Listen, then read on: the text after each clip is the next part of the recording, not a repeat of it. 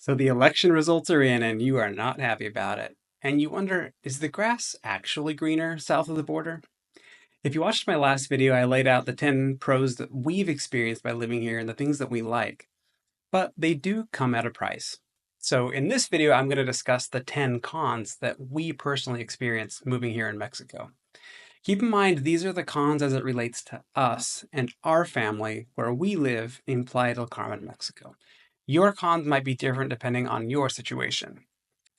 So, the first thing I've noticed here that is kind of hard to describe, but I've thought a fair amount about this since moving here, is there's a general sort of I'm gonna get mine attitude. And I think as I've thought through this, I think it stems from a culture where there's not really a lot of integrity.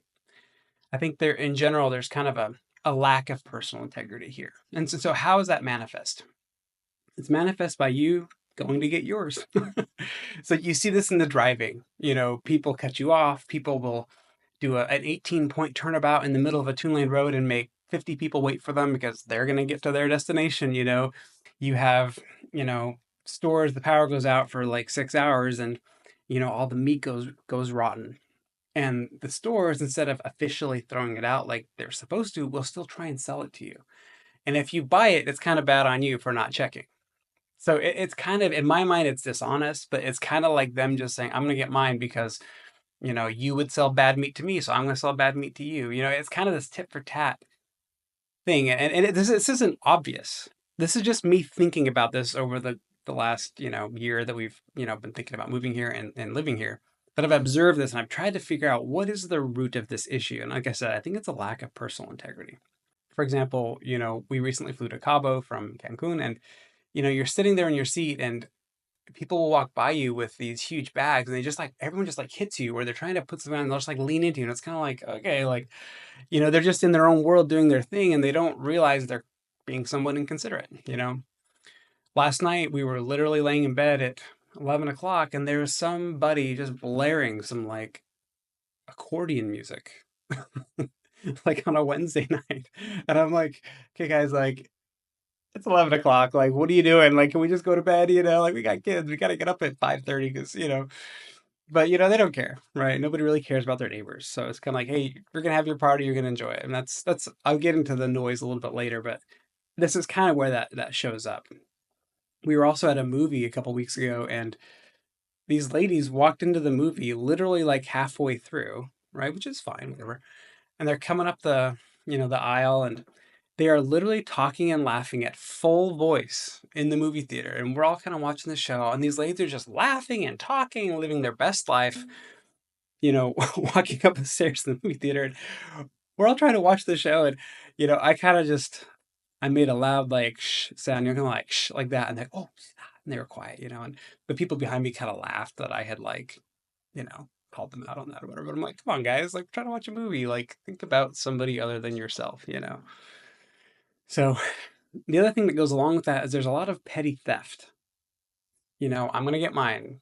And so, for example, on the very first day of our son's school, we bought him a brand new lunchbox. That was a kind of a cool black lunchbox that he liked, that we let him pick it out. And it was stolen on the first day of school. So he used his lunchbox one time, came home without it. He probably forgot it, or I don't know, it was new, a lot going on. But next day, it's nowhere to be found. It's not on the lost and found. None of the teachers have seen it. Nobody knows what happened to his lunchbox. There's cameras all over the lunchroom and the school, and they reviewed them, and no one can find them. I think what happened is I think some teacher took it for their kid that doesn't go to that school, and like they're all just kind of again kind of a lack of personal integrity. So since then, I've sent Liam with a gallon Ziploc bag because I'm not playing that game. So. Anyway, all that is number one. There's a general kind of lack of integrity, which shows itself as a I'm going to get mine and general inconsiderate behavior. So that's number one. Number two is you get gringo pricing here, which means basically like racism. So I walk in to buy something, and in a lot of places, they're these small mom and pop stores. They don't have prices listed. And so you ask what something costs. And I know that probably 90% of the time, I'm getting quoted a price that's more than it should be. And unless I push back or unless I say something, I will pay more than a Mexican going in there just because I look like, I'm rich because I'm white and I'm American because my accent and whatever. So, you do get a little bit of gringo pricing with things because they're just going to charge what they can get away with. And that kind of goes back to number one with, I'm going to get mine. Another part of the gringo pricing and the racism is that like I got pulled over on the highway for doing something that was not dangerous that I see people do all day in Mexico. I had two more people in my car than I had seatbelts for. We were going for a quick little ride. And there's these trucks that have like a flatbed that go down the road that have no fewer than 15 people standing in the back, not in seatbelts. And the police officer was going to give me a ticket for not having seatbelts. I had seven people in my car that should only have five seatbelts. And, it kind of was like, yeah, you're right. I should have done that. I wasn't going very far or whatever. But while I'm sitting there pulled over, literally like three of those trucks go by that have the back full of people just standing there, and it's kind of like, am I the egregious offender here or is it just because I'm white? So things like that. Another way this manifests is we went to deliver our baby and we'd been going to this hospital for, 3 months for all the prenatal appointments and visiting with our doctor there because her office is in, the hospital. And when we finally are about to give birth, I go to get admitted to the hospital and they try to quote me three times the amount of what it should cost and what is advertised all over the hospital for the price of giving birth. And I said, no, like, I know it's 17,000 pesos. Why are you trying to charge me 50,000? Oh, no, because you have to prepay and there's this special, small print, blah, blah, blah. And I'm like, no, there isn't. Like, you're just doing that because you see that I'm white. What you don't see is that I've come in here every day for 3 months. Like, we live here. We're already patients here. We're not just coming in off the street with my wife about to give birth, And so I had to kind of argue with the guy a little bit. And eventually, kind of the manager came over and she was kind of like, okay, we'll give you a special deal. We'll just charge you, what it should cost. Like, okay. And another item on that was they said, okay, it's going to be, 50,000 pesos and we're going to put a hold of 2,500 US dollars on your credit card. And I kind of stopped him. I said, dollars? Dollars, which is outrageous here. I mean, nobody has that big of a credit limit here. So, after arguing or, kind of talking with the manager and they gave me the regular actual price, they said, okay, yeah, and the hold is 2,500 pesos. I'm like, yeah, which is like $125, right? So it's just things like that if you're not willing to kind of stand up for yourself or if you don't speak good Spanish, like they kind of try to take advantage of you. So the gringo pricing and the racism is something that we've dealt with that I speak fluent Spanish. I've lived in Latin America before, so I kind of know how to deal with it, but that's something that I wanted to raise as an issue that does happen here. Number three, the reliability of utilities and infrastructure. I feel like where we live, we've been pretty isolated from this, but these things do happen. And there are some mitigating things you can do to make it easier on yourself. So the first thing I put here is water. First of all, the drinking water, you don't drink the water here. Nobody drinks the water, even the locals. So you have to have these big, like those, they call them garrafones. It's like a 5-gallon water jug that you see like in the office, those blue things.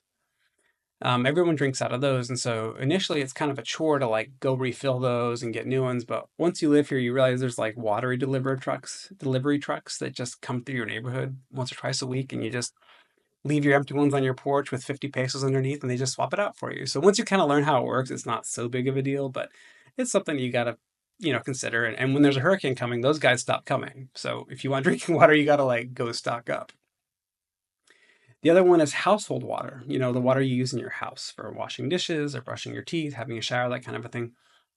I would say here in our neighborhood, the water to our house gets shut off maybe once every 2 weeks or so, just on average, right? Sometimes it's more frequently, less frequently.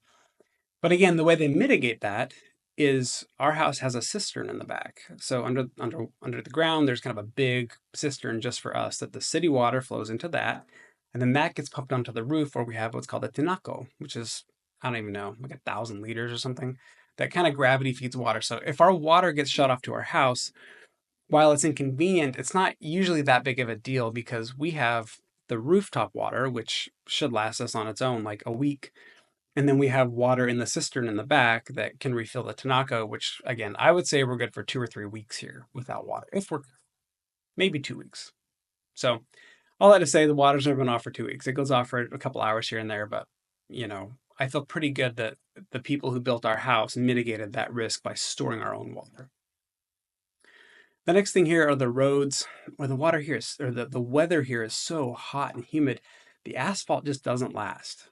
It gets baked all day in this, super hot sun, and then you get a torrential rainstorm that inundates everything and it breaks up the concrete. So the roads are constantly being patched and repaired, and they do try to get on top of it, but you can have potholes that are like, a foot deep. And if you're not watching, you hit one, that'll blow your tire, bend your rim, knock out your alignment. So you got to kind of know the roads by your house, especially after a big storm, because that concrete just gets washed out. The other utility here is internet. Where we live here, we have fiber internet. And for the most part, it's been pretty reliable. I would say it doesn't go out unless there's a major hurricane or some major storm that somebody hits a pole or something. Standard acts of God knock it out. But for the most part, it's been pretty reliable for us. You can mitigate that by having a phone that has a hotspot that uses a cell phone tower. And you can also get Starlink here. A lot of people that work online just have Starlink, and it bypasses the internet utility altogether. At the end of the day, we also have a co-working space just down the street from us. I can go down there and pay, I think it's like $10 for the whole day, and they have pretty good internet. I don't know if it's satellite or not, but when our internet has gone out, they've had internet. So it's only 5 minutes away, and it's an easy way to just bypass that issue if we've ever ran into it. Last thing here is electricity. Again, for us where we live, we don't really ever lose electricity unless there's some big act of God going on. During the hurricane that we've had, the first one we had here, we lost electricity for maybe 10 hours. On the next hurricane, maybe it went out for an hour or two. I don't remember. So that hasn't been an issue, but I am in a lot of WhatsApp groups with other expats, and I know that a lot of them run out of power, or their power gets shut off weekly. And so it kind of depends on where you live. So if you're really worried about that, you can mitigate that by using laptops that have batteries. You can have little battery packs for your phones, and definitely have surge protectors on all of your electronics. If you really need to have electricity for work every day, I would just look in the WhatsApp groups and kind of see where there's more reliable electricity and just go live there. The last thing I put on here is just that because of the inconsistent nature of some of these utilities, like the roads and things, stores frequently run out of products. So if you have a certain product you really like, peanut butter, for example, going to buy peanut butter, they might not have it.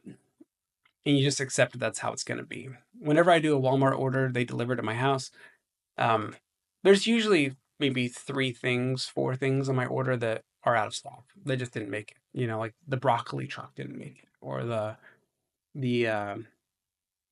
the avocado truck frequently doesn't make it. There's frequently avocados listed online, but they're out of them when I order. So you just kind of got to get used to rolling with the punches. And for me, to mitigate that, I just order things before I need them, because I know I might have to order them once or twice. Number 4 is the noise. Mexico is noisy, if you didn't know. People love to celebrate. People love to get together. People love to have parties. Cars don't have mufflers. The trucks don't have mufflers. There's just a lot of noisy things here. You go walking down the street, and there's buses, and there's huge water trucks and garbage trucks. The garbage truck comes into our neighborhood at 7 a.m. So, and it's a big, heavy diesel truck, and so you can't not hear it. People honk because the culture here is you honk more often, and so you always hear the vehicles.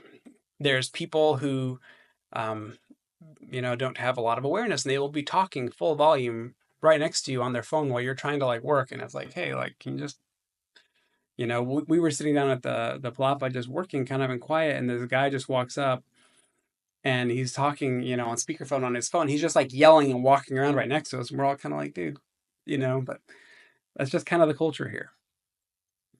Again, last night I mentioned we heard that accordion music until 11, which was lovely, and that's kind of accepted. People just kind of, you have your party, and it's, hey, they're having a party. So you just got to know that, and you mitigate that by having white noise machines, or by having good headphones, good noise canceling headphones, and you just accept that's part of the culture. Number 5 is the bureaucracy and other government services are just not reliable, and there's a lack of consistent rules. The expats here say the only consistent part of Mexico is the inconsistency. If someone tells you, oh yeah, you can bring 2 laptops into the country, maybe that was true for them, might not be true now. It says online I can bring in 2. It's up to the person's discretion. So you may or may not get what it says online. It's just not consistent. The other thing I ran into here as we've had a baby and we're working our residency papers is that a lot of the government workers just don't actually just do their job. I was trying to get an appointment, and so I had to go to the immigration office. And I was there at 7:30, and finally at about 10:30 or 11, the kind of front lady came out and said, "Okay, so we can't take appointments today because the lady who takes appointments just didn't show up. So you guys will have to come back tomorrow." I'm like, "I've been here for 4 hours and that person just didn't come in today." And it's like, okay, like, yeah, just come back tomorrow. It's like, no one else can take an appointment. Nope, nobody else can do it.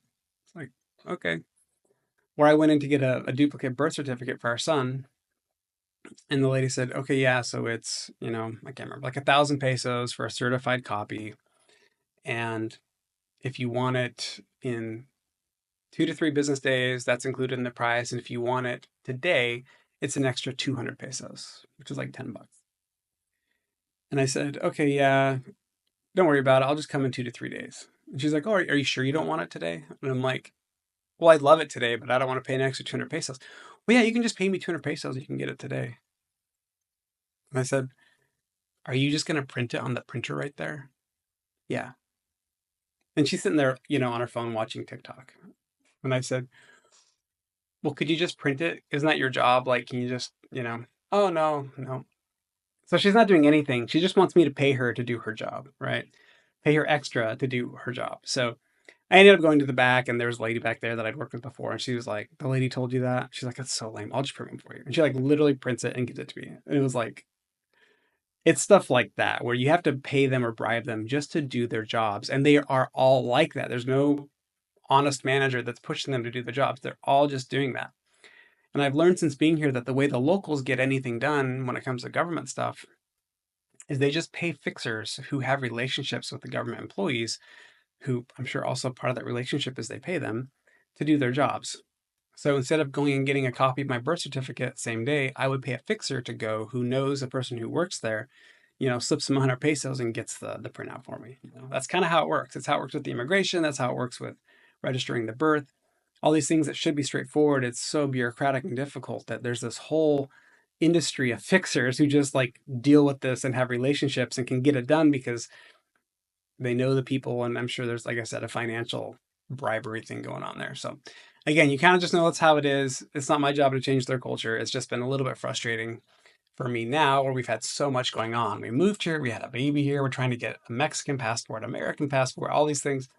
Um, I think the longer we're here, that will become less of an issue for us because we won't be needing to do these things. We'll get our residency, we got all of our stuff done for our baby, and we're kind of done with the Mexican bureaucracy. So that has been frustrating. I don't see it being a frustration, in the next couple months. Number 6, a lack of some consumer comforts and inconsistent product quality and availability. So the healthcare, for example, here is good if you go to the right hospital. It's kind of inconsistent. So if you want consistency, you just have to go to the same place and know somebody and kind of know what you're getting. But it can take some time to kind of figure that out. There are some tariffs on American goods. So, buying your phone here, for example, it's going to be like 20% more expensive than buying the exact same phone or iPad in the US because Mexico puts a tariff on American goods. And hint, consumers pay tariffs, not businesses. So things like clothing or electronics or kind of American made stuff is more expensive here. You're better to just bring that with you from the US. Locally produced things like agriculture or, whatever else you're getting here, that will be usually cheaper than you get in America. I would say, we have Amazon here, there's Walmart here, there's Costco, there's Sam's Club. You can find most products. If there's something really specific that you need or want, you may or may not find it, or it will be available, but really expensive because you got to pay the import tax on it. So yes, you can get almost anything on Amazon here, but you will pay a lot more than you pay in the US. Number 7, there's a general lack of discoverability and lack of accountability in businesses. In the US, when I want to go somewhere, I find them on Google Maps, I read the reviews, and then I go there, right? And there's pictures, there's reviews. Here, everyone just works inside of WhatsApp groups. If you need a recommendation for someone to, fix your front door or whatever, you need a metalworking guy, You don't go on Google and search metalworking guy in Playa. There's no results. Nobody's on Google Maps. Nobody's on, they don't have websites.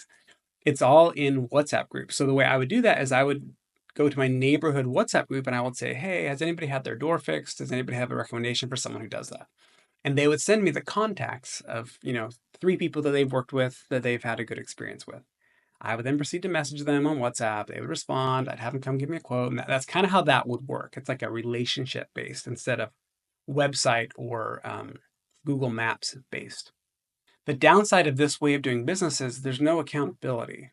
So if somebody does a poor job, you can't, um, publicly shame them like you can in America with the Better Business Bureau and with a poor Google Maps review that everyone's going to see, or a what's that website, Trust Advisor review. You just can't do that. So if someone screws you, you kind of just eat it and you just don't recommend that person in the future, right? And that's kind of the only downside. So there's not a lot of incentive for businesses to not screw you because there's no public forum where your grief would be viewed, if that makes sense. So that has been a little frustrating. The other thing here is there's no refunds ever. The onus is on you as the consumer to get what you paid for. If you buy some meat and it's rotten, too bad. I got some raspberries delivered to my house from Walmart and they were all rotten. And I messaged the guy and he's like, yeah, I don't know. You better talk to Walmart about it. And, kind of like, not my problem. And I'm like, no, like, you gave me bad raspberries. Like, they don't care. So I just threw them in the trash and was like, lesson learned. The onus is on you. And so I just don't buy fruit or vegetables or meat unless I personally go get it. And I personally will only get it like at Costco or somewhere that has standards because the local people will just try and sell anything they can. We bought some chicken from a supermarket here that has good standards. And fortunately, as we were in the checkout line, something in our cart punctured the chicken package. And we just smelled this rotten smell. And I was like, what is that?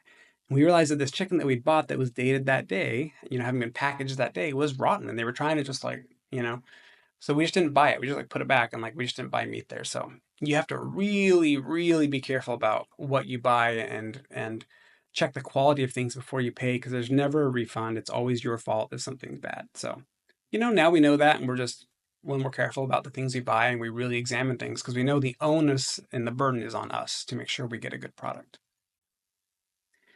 Number 8 is the pro and the con. We came here for a slower pace of life, and we definitely got it. They live a slower pace of life here. That everything is mañana time. Oh, tomorrow. Oh, tomorrow. When are you going to come fix my plumbing? Tomorrow. I'll be there between 10 and 2. They might show up the next day. It's just everything is kind of wishy-washy like that. And sometimes I'm like, man, how does anybody get anything done here? Like, am I really just supposed to be home all day in case this guy might show up today or tomorrow? It's just kind of expected to be like that. And part of me with this has made me be a little bit introspective. Like, is this me and my American value of like time is money, gotta hustle, gotta always be on this thing that causes burnout and gives people, medical problems? Is this like an American value that I need to analyze and see, is this a value that I want? Or is this an actual value? Like, hey, stop wasting my time. Okay, is that real or is that like an American value that I'm projecting onto Mexicans? And why don't they feel that way? Oh, because they value relationships. If you're in a hurry to go somewhere and you run into your neighbor, like you better talk to your neighbor. It would be rude to be like, hey, I've got an appointment. See ya. It's like, no, the appointment can wait. Talk to me. I'm here in front of you. So that's great. That is great. How wonderful as a community to prioritize people over, systems or whatever. So sometimes I felt like this is probably good for me because in our previous life, sometimes I felt like I was wound a little too tight. So on the one hand, I see it as a form of therapy for me. But on the other hand, sometimes it is frustrating because, I've only got a certain amount of time that I can wait for the plumber to show up and I got to go walk my kid because he's screaming. And the guy shows up while I'm gone and says, hey, sorry I missed you. I'll come tomorrow. And I'm like, no, come back. I was waiting all morning for you. So, there's a little bit of that that's been a little frustrating. But like I said, I've kind of felt like it's been good for me to just get a little more used to relaxing and really picking the pace of life that's good for me, not the one that I was, taught to have. And basically, to mitigate that, we just plan on it and adjust our expectations. That's just how it's going to be. And so it can be frustrating, but, you know, it is what it is. So just plan for it. Number 9 is one that I put on here that we haven't really experienced, but it merits being on here because some of you might experience it, and we have experienced it a little bit, which is the language barrier. We both speak fluent Spanish, so moving here was somewhat easy for us because we already understand the community. We've lived in Latin America. We speak the language. It hasn't been that difficult. We have seen some difficulties with our neighbors who don't speak Spanish, and we've seen some difficulties with our son who we've always tried to get him to understand Spanish. We talked to him, we put on his cartoons when he was little in Spanish. So I feel like he mostly understands Spanish, but he doesn't really respond in Spanish. And we know there's been a bit of a learning curve for him because we've seen him, now that we've been here longer, he started to play more with the local kids, the Mexican kids. Whereas previously he would only play with the Americans because I think he could talk to them, or the foreigners who only speak English. There's a German family, for example, that lives here and they speak English. So when he plays with them, he talks to them in English. So we noticed he only played with the English speaking people. But we've noticed lately he started to play more with the Spanish kids. And also his teacher told us in our parent teacher conferences that, they kind of wondered if he was doing okay because he didn't really have a lot of friends on the playground. He would kind of sit by himself. And that they also thought that it was because he just doesn't speak great Spanish. And I think everyone but him in his class is a native Spanish speaker instead of an English speaker, even though he goes to a private bilingual school. It's predominantly Mexican in his class. So I think there's been a bit of a curve for him to get to where he feels comfortable and conversant in Spanish, but we've noticed he's speaking a lot more lately. So we're overcoming that in our family. For us, me and Ashley, it hasn't been that big of a deal because we already speak Spanish. So you might consider for you where your level of Spanish is. And if you're considering moving here, you need to start learning Spanish. Get on Duolingo, start learning some things. You could get by without it, but it really does severely limit you, especially with things like the gringo pricing and trying to get around. You need to learn some basic Spanish if you're moving here. Number 10, last but not least, we moved here for the good weather. And it is amazing right now. But back in July and September, oh my gosh, it was so hot. You could not go outside. We had our baby in October or in August, and we would just go walk around with him down to our community pool, and he would just get heat rash. Like it's just so hot. So we knew that moving here that we were coming like at the worst time of year, but all the neighbors here, they all leave. They go to Europe, they go back to North America. They're like, yeah, we're not going to be in Playa in August because it's just way too hot. So um, just kind of consider that if you don't like really hot weather, you've got about 2 or 3 months where it's just unbearable here. So you either got to plan to deal with that or you got to plan to go somewhere. The other thing that happens during kind of August, September, and October is you get hurricanes here. And we were hit by 2 hurricanes. And they weren't so bad. You have to kind of plan ahead, get some food storage, some water storage, block off all your windows, plan to not have electricity. And it's not that big of a deal, but you need to just know that that happens here from the weather because it gets hot, it creates these hurricanes, and they do hit this area.